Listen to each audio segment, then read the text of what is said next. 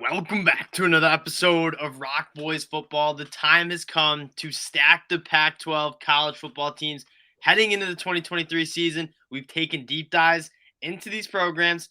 Now we're ready to stack them. We're going to put them in four different tiers because there is an element of tiers that come into this. Now, before we get into it, just want to say thank you to you guys. It's been a ton of support, whether we're talking recruiting, whether we're taking our deep dives into these programs. The support you guys have shown truly does mean a lot. So if you do enjoy the content, consider subscribing to the channel. But more importantly, let us know in the comment section how you guys have your Pac-12 rankings. I still don't know what my official Pac-12 rankings are. I'm going to do my best, though. Dill, to start it off, though, I texted Dill the other day saying that the Pac-12 might be the best conference across the country. Dill did not like that. But that's how high I am on this Pac-12 team, especially with the quarterbacks that you see in this conference. I mean, I agree. It's going to be wildly competitive. You did not agree over the text, though. You got. Oh no, I don't agree. I don't agree with like best conference in the country. You look when they go off and play the other teams from the other conferences. I wouldn't say it like works out favorably for the Pac-12. Having said that, you are right. The quarterback play at the top is going to be incredible. USC is obviously, I think, with Caleb Williams can play with anybody. So I think this is a chance for these teams to prove themselves. But yeah, they do need to eventually start beating the SEC teams when they play them. I can't wait for this. Like Pac-12 After Dark for the boys this year is going to be so phenomenal. I think a lot of these teams are really, really solid. And Dill, I guess that's how we'll get into it. I think we both have USC as our number one program in the Pac-12, our pick to win the Pac-12 conference. And it does start with when you have the best quarterback in the country, you are one of the best teams in the country. That's just kind of how it goes. And there's been a lot of talk about the defense. I think we know the USC offense is going to be phenomenal. I'm personally really high on this defense. Like, I think they added not only a ton of talent, but more importantly, like they added some bodies and some depth. I think Lincoln Riley kind of was just like patching that defense up with like duct tape last year through the transfer portal. Now he's gotten the guys that I think he feels comfortable with. And even if the defense doesn't take a massive step in the right direction, this is still my number one offense in the country. And even if they're an average to below average group, they're still my pick to win the Pac-12 championship. And it's hard to argue that they're the favorites. I mean, you like are almost underselling how good the quarterback play is at USC right now. I mean, Caleb Williams is not just a really good quarterback. He is one of the better quarterbacks we've seen in quite some time at this point, and just how much he can elevate that team and when he needs to put them on their shoulders. I think it will come down. Can that defense at least make some strides? Because it was brutal last year. That's what it comes down to if they want to win a national championship. Like I still think, I mean, that USC team from they can win the Pac-12 with just Caleb Williams because he's that good. But you're probably right. If they're going to take it up a notch and beat Ohio State or Georgia, they need better play at defense. All right, so we both have USC as our number one team. And I guess the side note is that USC, we talk so much about Caleb Williams. Like the weapons around Caleb Williams with Lincoln Riley calling the play, like that offense is just going to be absolutely silly. Now it gets into, okay, what are some other teams that I would certainly put in that elite category? How do they other stack up, Dill? What is your next pick, the second best team in the Pac-12 here? No, I'm going to be honest. I almost think you need to like stack these three on top of each other as just equals. I think Oregon, Utah, Washington. Frankly, I could put them in any order on a different day. I think it is razor tight. I think they're kind of built a little different. Obviously, Utah is a little bit more of a defensive team, but with Rising, they can compete with anyone. They can score. Obviously, Utah, Washington, Oregon are just going to be unbelievably dynamic offenses with returning quarterbacks who I think we both thought were going to go to the draft. Yeah. I don't know how you split these three teams up. They're just so tight. We talk about splitting these teams up. Like, I think all three of these teams are very capable of beating USC as well. Like, that's how I am on this Pac-12, especially at the top. Utah beat them twice last year, so it's to imply that these two teams aren't close. I do think USC in my mind has a little bit of distance just because of how good Caleb Williams is and just projecting the defense get better. But man, these three teams are so good. I don't know how you split them. I don't know how you rank them. Yeah, so how I stacked them, and I feel pretty good about this stacking, actually. I got Oregon as the number two team. I think that Washington has some guys on the defensive side of the ball, and when you get into it, Oregon, Washington, like that is such a razor type matchup. Both these teams, you said it, have phenomenal offenses. I'm a little bit higher on Oregon taking some strides on the defensive side of the ball. I think they addressed that secondary, which was a little bit of a concern. I kind of just trust Dan Lanning get that defense right at this point. Like, especially in the pass rush, it just was not a good enough group. They go out and get Jordan Birch in the transfer portal. They have Mateo Yu coming in, Brandon Dorless. I think the players are there. I think Dan Lanning year 2. I think you're going to see some strides. Then I got Washington, and Washington has some dogs on the defense side of the ball as well. And then Dill, I have Utah 4. Cam Rising injury, maybe a little sketched out about that. You lose Dalton Kincaid, but that defense is going to be really good. I feel like I'm pretty comfortable with these 4 teams as kind of that elite group up top. Oh, and I'm comfortable with that. I don't think they're as separate as you're kind of implying. I don't know. Utah, like you think you're gonna think the same way about Utah Doing it every again. year. And every year they end up being really, really good and beating the teams we all think are gonna be better than them. I'm It's doing just it again. Like it happens every year where it's like you fall for the shiny object, and Utah is just there. And we said it on our spring preview, like this team. like, yes, Utah doesn't have the weapons that Washington, Oregon have. I mean, those two teams are gonna like Washington's probably got one of the best wideouts in the country.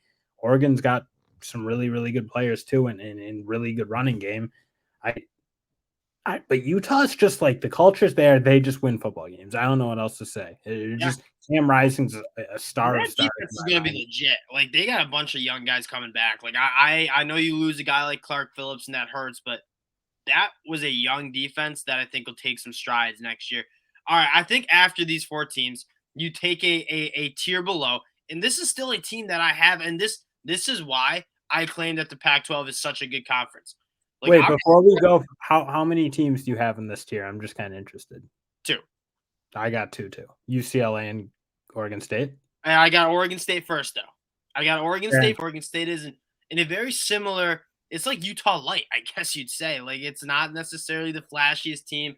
They're very physical on both sides of the line of scrimmage. They're gonna run the ball in a big time way, and the kind of the X factor is DJU at quarterback. I mean, they won a lot of games last year with average quarterback play. Now, DJU, we've seen, or there's been a roller coaster of him at Clemson. We've watched a lot of Clemson football in our time. If DJU can, and I think it's a perfect fit. Like they're not going to ask him to be Superman. They're going to have a good run game. They're going to make it easy for him. If DJU can kind of take that step, he's back out on the West Coast. This Oregon State team is a legit top 15 in the country. I mean, that's the fascinating part about him. I mean, a guy with all the talent in the world. It's just, and we talked about it. Clemson did him no favors with how Yeah. they ran an offense. The weapons were very hurt constantly, and I think the offensive coordinator got fired. He got fired for a reason. I'm excited to see what DJU can do in a new system because it does feel like we've seen him play really good football at times, especially in his when Trevor Lawrence had COVID that one time as when he was a true freshman. He looked awesome. If he can get back to that level, he adds a way new element to this team in Oregon State that really didn't have a ton in the air last year. And is there not just like a perfect fit? I feel like I was so happy when I saw him, and I don't know if Pac-12 like fans were happy, but like it just seems like getting out of the spotlight. Like, DJU was like the face of Dr. Pepper, had so much expectations, and the spotlight was on him at Clemson. He's going up to the Pacific Northwest to Corvallis, getting away from it all. It's a beautiful fit. Now the next team, this is where it gets fun. Like UCLA might be starting a true freshman at quarterback in Dante Moore, maybe Ethan Garbers, maybe Colin Shield. We're not really sure how that works itself out. I think you got 3 good options. But Dante Moore, I mean, like the golden child of that 2023 class coming in. I think they got a lot of really, really quality players in the transfer portal as well. It's a team that, I mean, I don't If think Dante Moore is really good, they can play with anybody because you see that defensive line is a problem. Leota Latu is one of the better players in the country in my mind, and they got other guys across that unit. This is a team that I mean, you saw them beat up Utah, like just physically impose their will on them for a whole football game essentially. If this team can get something from Dante Moore close to what we kind of think he could end up being, this team's going to be really, really dangerous. I feel like Chip Kelly's kind of found his footing in 100%. UCLA now. I think this team could be really, really tough if Dante. I just think you do have questions because who knows? Is Dante Yeah, Moore? there's a little bit of like a variance, like because whenever you start a true freshman, if they start a true freshman, it sounds like he's looked They phenomenal. just for the love of football, you gotta want to see Dante Moore As play. a college football fan, absolutely. All right, after Oregon State, UCLA, I feel like there's another dip into the tier. And Dale, this is where I kind of before the season starts, you got to put like your flag stick in the ground on a team. And I'm going to do it with the Arizona Wildcats. I think this is going to be a quality football team that I'm still a little concerned about the defensive side of the ball. They tried to do a very similar thing that like Lincoln Riley tried to do year one, and just completely overturn it with the transfer portal. They lose a lot of their top guys to other schools. Two of their best players go to USC. That offense is still going to be very good. Like you still have Jaden Delore who can absolutely sling it. Now he's got to fix the turnovers. You have T-Mac. You have Jacob Cowing. You obviously lose Dorian Singer to USC. That was USC didn't need any more wide receivers. That was just mean of what they did. But Dill, like I think this is like one of those sleeper teams that I mean we're gonna take a look maybe or late November, like seven win season maybe. And they got a good coach in Jed Fish who knows Yeah. he knows what he's doing. He's come from a winning pedigree. Obviously, he was awesome when he was at Michigan. Still kind of hurts me that he's not there today. But I think this team, I'm with you. I think in terms of teams that are heading in the right direction in the Pac-12 who have been kind of down for a long time, I think Arizona's got a chance to start getting it rolling a little bit and at least being respectable, kind of being that middle of the road Arizona Pac-12 team. All right. And then the next team for me is Washington State, and a very similar like I like what's around Washington State. Like the personnel they have around Cameron Ward, I think is solid, and I think Cameron Ward's a quarterback that can kind of get them to that next level if he takes some strides. I have an infamous quote text with the buddies saying that guys, I saw Cameron Ward throw like an off platform like sidearm pass, and I was like, Cameron Ward is the next Patrick Mahomes. I might have missed the boat a little bit with that. But in all seriousness, Cameron Ward, I think, has a ton of talent. If he can put it together a little bit, this Washington State team is going to be a tough team, tough out for a lot of Pac 12 teams. And this is where I'm talking about why the Pac 12 is so good. Like, we're going down to the bottom half of the Pac 12, and we're talking about quarterbacks that are NFL draft prospects, like Cameron Ward is. I think they're going to be a solid Pac 12 team with maybe some higher upside if Cameron Ward can kind of be the stud that the prophet, yours truly, thinks he might be. That's kind of me. I think that is what it has to be. If they're going to be good, Cameron Ward needs to Cam Ward, I should say, needs to up his level and just play with more consistency. It just felt like too many times, like he just like his level would dip to too low of a point for that team, and they're not loaded around him like some of those other teams at the top. If they're gonna play with the UCLAs of the world, they need him to play really. 100%. They would if they want to bang with the top teams in the Pac-12, they need Cameron Ward to be that guy. Because you're right, the talent is probably not to the level that USC, Oregon, Washington, Utah's at. All right, Dale. I think now you see Colorado hanging there. I made a separate tier for Colorado. We'll just get them out of the way. I'm sure there's a lot of Coach Prime fans. I was gonna have a middle of the road. I at least think they have the talent to do it. In there, you talk about questions. This is one of the most fascinating rebuild storylines we'll ever probably see in college football because never in our lives are we going to be able to see a team like Colorado coming off a 1-12 year, like get guys like Travis Hunter on the field or Cormani McClain or Jimmy Ward. Like these guys they would have gone to other schools, but obviously Coach Prime is kind of, I mean, there's a charisma to him that attracts that talent. I don't know what to make of it though. I still don't. I made a separate tier for Colorado. I'm not sure their line of scrimmages are going to hold up like they need to with the depth and all that. That's what I'm like, and we did this with our Colorado deep dive and talking about the depth of that group. Like the national media loves to like crush Colorado, like they're not going to hold up on the line of scrimmage in a very similar way they did that to USC last year. Well, they were kind of right on the defense. No, but my take on it is that first group on the offense and defensive line is not bad. Now you're worried about, okay, when it gets to week 8, week 9, like, can you hold up? I don't know about that for Colorado. So I guess I'll ask you this. and this is it's so hard to project this Colorado team. Colorado, Washington State, Arizona, neutral site. Who's winning that football game? I think those are kind of pick'ems, honestly. I don't know. I don't think Washington State and Arizona have like the top end talent like all across the board to like exploit where Colorado might be deficient. I just don't see it. I mean, when they bump into like an Oregon and Troy Franklin and in like the real stars, the stars of football and in really good offensive line play, that's where I could see it being a bit of an issue for a Colorado possibly, but I just don't see these teams having the talent to exploit them. And frankly, guys like Travis Hunter might have a field day a little bit against those types of Side teams. note: the Travis Hunter, Troy Franklin, Roma Duzne battles, those are going to be epic. Like I can't wait for those battles. All right, okay. What's the Colorado there? Not God, I don't know, man.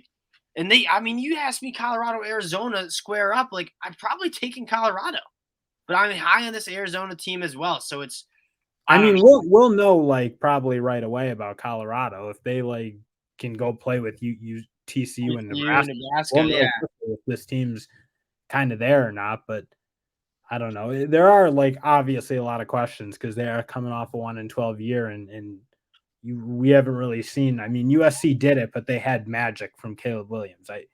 Shador Sanders, like he might be really, really good, but he needs to be really, really good if they're going to have anything close to what that type of turnaround they are expecting. So before we even finish up the last three, I just want to highlight the quarterbacks. Caleb Williams going to be a number 1 overall draft pick in 10 months. Bo Nix and Michael Penix, potentially first rounders. Cam Rising, for sure, a day 3 guy. DJU, probably day 3 guy if he can play solid. Dante Moore, potentially a first rounder in the future. Jaden Lore, probably an NFL quarterback. Cameron Ward, probably an NFL quarterback. Shador Sanders, probably an NFL quarterback. Are there any other conferences that can say, what do we got? 4, 6, 9? The top 9 teams probably have NFL quarterbacks that will be starting games for them this season. That's ludicrous to me. Yeah, I'm guessing no one else has that. And again, I don't want Pac-12 is going to be really, really good. We'll see if they need to at some point prove to us that they can go bang with the top dogs of the Big Ten and God, I might SEC. have to just have USC making the play. Because I need You probably do need it because you're standing on this very 10 toes down. 10 toes down, 100%. 10 toes down, 100%. All right, last 3 teams. Still, I have Cal. I think Cal is tough. Cal could be middle of the road, man. Yeah, Cal did they good did in a the really portal. good job They in the were tough transfer portal. last year. I don't know. Cal's good. But the thing is, like they're not good, but they're getting they're better. solid though. They're solid. And then I have Arizona State, where you talk about Arizona State and Stanford extremely high on where these programs are going. Like I think Kenny Dillingham was a dynamite hire. I just think it's a little too early to duct tape this thing and make it competitive in 2023. But you take a look, guys like Jaden Rashada, they're doing really well in the transfer portal, have some traction on the recruiting trail. Arizona State will get back to that average Pac-12 team, and you can say the same thing about Stanford. Stanford will be back out of nowhere to just recruit at an incredibly high level. The only issue with Stanford in terms of quickly rebuilding is they can't go hard in the portal, and that's why they're not going to be great this year. And you that have makes an it really, FCS really coach. hard to turn around.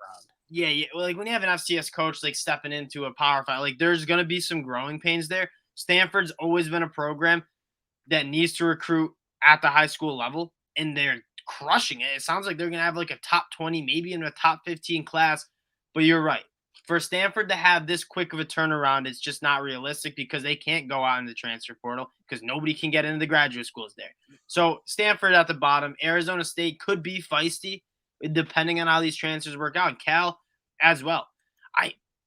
This Pac-12 conference is really good. Again, appreciate you guys checking the boys out. There are our official rankings heading into the 2023 season. Let us know in the comment section what you guys think and what your rankings are. Appreciate you guys rocking with the fellas, and we'll talk to y'all later.